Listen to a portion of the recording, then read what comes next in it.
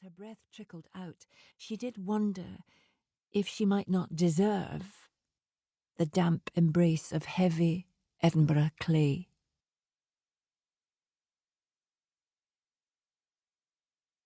Part 1. The Orange.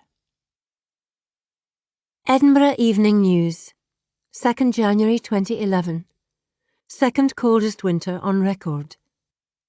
Experts from the Met Office today confirmed that Edinburgh is in the grip of the second coldest winter on record. Roads throughout the city have been made treacherous by sheets of solid ice. Ice. We urge householders to help by digging out the pavement in front of their homes, said a spokesperson for Edinburgh City Council. The council has been attacked for failing to keep the thoroughfares clear. Neighbours. National charity Age Scotland asked city residents to look out for the most needy at this time. Check on your elderly neighbours to make sure they are keeping warm. The cold weather is set to continue for at least the rest of the month. 2011. Margaret Penny came home on the spin of a coin. Heads to the north, tails to somewhere else. Over the hills and far away, perhaps? Or a place much further than that. 6:25 a.m. on the second day of the new year, and she arrived back in the Athens of the North to grey skies, grey buildings, grey pavements, all encased in ice. And the people, too. She woke as the engine of the overnight bus judded to a halt, hair all this way and that, head sticky with lurid, panicked dreaming. She gathered up all she had left, a small hold-all and a red, stolen coat, and stumbled from the warm confines of the bus as though from a womb. The exit steps were narrow. She stumbled as she went down, stepping as though into air, straight into a gutter full of slurry. Shit. But cold and viscous, ruining the only pair of shoes she had left. It was a rebirth of sorts. "All right, hen."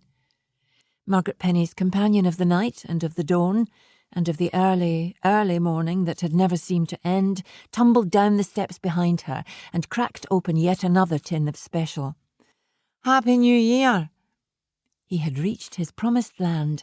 Edinburgh, along with the rest of Scotland, had one more day to party before work and life resumed. Spume sprayed towards Margaret in an arc, flecks of foam spattering her stolen coat. The man cheered, swinging his can up in a salutation of sorts, a tangle of dark hair and sparkling lager droplets scattering hither and thither. Everything to celebrate, nothing to regret. After 30 years, Margaret Penny was home. Her mother, Barbara, lived in a modern block of maisonette flats on the north side of the city. £7 or £8 in a taxi at that time of the morning, double at that time of year. It was nothing compared to London prices, but half of all the money Margaret had left. Edinburgh never had been afraid to charge more than one was expecting. She decided to walk. The grey streets were deserted. 6:45 a.m, and it was as though the whole of Edinburgh was sleeping or dead. Not a light in any of the tall windows, no one exercising their dog, nothing but street lights surrounded by sodium halos in the murky morning air, and plumes of steam rising from central heating vents, like ghosts. Margaret slid and cursed her way down the hill from the bus station, gripping at whatever she could find to aid her descent. Railings and traffic light poles, litter bins studded with the glacial remains of 1,000,000 cigarettes smoked to the last. The ice here really was treacherous, thick and impacted, the air pinching at her lungs.